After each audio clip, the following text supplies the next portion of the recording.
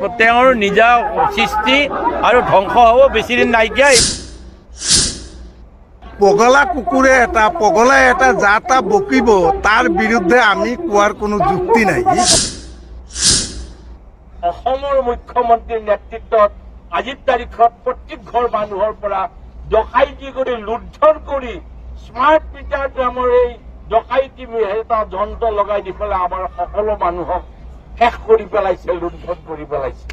আপোনাৰ কিমান পইচা ইনকাম হয়, আপুনি কিমান টকা বজাৰ কৰি কিমান টকা পায় দিনটোত, সেই টকা আপোনাৰ লাইটৰ বিল দিওঁতে যাব। ইয়াৰ পিছত আৰু আহিব আদানীক অসমখনৰ লাইটৰ ঠিকা দিবৰ কাৰণে আদানীক ঠিক কৰিছে। কিছুদিন পিছত তেওঁলোকে এইটো ব্যৱস্থা কৰাই দিব, তাৰ কাৰণে পৰীক্ষা চলাইছে। এই হল ৰাইজ আজি অসমবাসীৰ দুৰৱস্থা। আমি এনেই এই ৰ'দত, এই গৰমত বেমাৰী উমাৰী বৃদ্ধ বয়সীয়া সকলোকে বন্ধুসকলক লৈ ইয়াত তামাচা কৰিবলৈ অহা নাই। আমি আহিছো আমাৰ দুৰ্ভাগ্যৰ বিষয়ে আপোনালোকক কবলৈ। আপোনালোকে এই যন্ত্ৰণা ভোগ কৰি আছে, আপোনালোকে আমাৰ লগত সহযোগ কৰিব লাগিছিল, কিন্তু সহযোগ আপোনালোকে নকৰে। সহযোগ নকৰাৰ কাৰণটো আপোনালোকেও নাজানে কিয় নকৰে।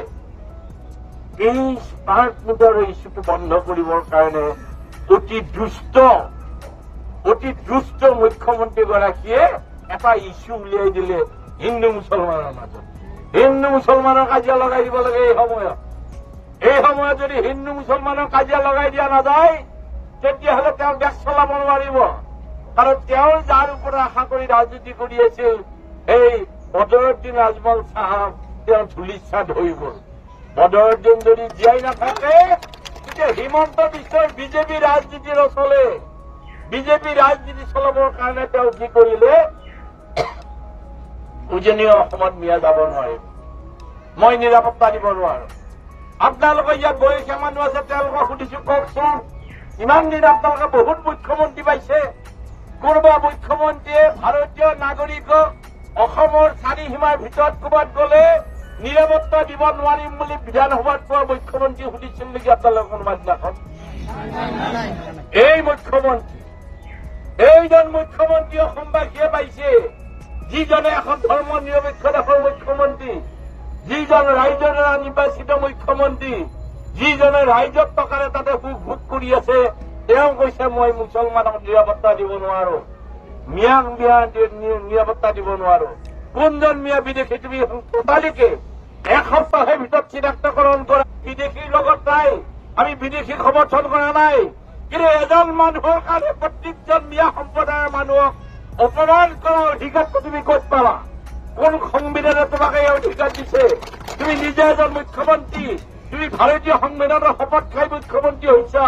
মুখ্যমন্ত্ৰী হৈ তুমি এনেকুৱা ধৰণৰ বেয়া কাম কৰিব বুলি ৰাইজবাসীয়ে ভবা নাছিল। তাতকৈও দুখৰ কথা ৰাইজ, তাতকৈও দুখৰ কথা, এতিয়া কাক খেদিছে? চৰকাৰী বেপাৰ কৰা মুছলমানখিনিক খেদিছে, সাধাৰণ মানুহখিনি। কিয়?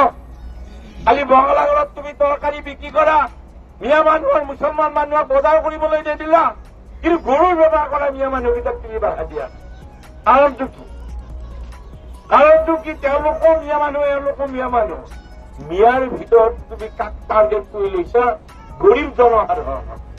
গৰীবখিনিয়ে যিখিনিয়ে তোমাৰ বিপক্ষে একো ক'ব নোৱাৰে, যিখিনিয়ে তোমাক পইচা দিব নোৱাৰে, গৰু বেপাৰীকেইটাই কৈ দিছে ঠিকাদাৰে যে যা এতিয়া হাল্লা নকবি, পিছত যাবা সময়ত তহঁতক কিবা এটা দি দিব।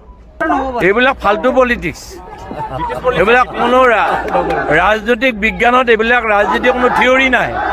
এইবিলাক তেওঁৰ নিজা সৃষ্টি আৰু ধ্বংস হ'ব, বেছিদিন নাইকিয়া। এইবিলাক বদৰুদ্দিন আজমলক লগত আনিবৰ কাৰণে এইবিলাক ব্যৱস্থা কৰিছে, অন্য একো নহয়।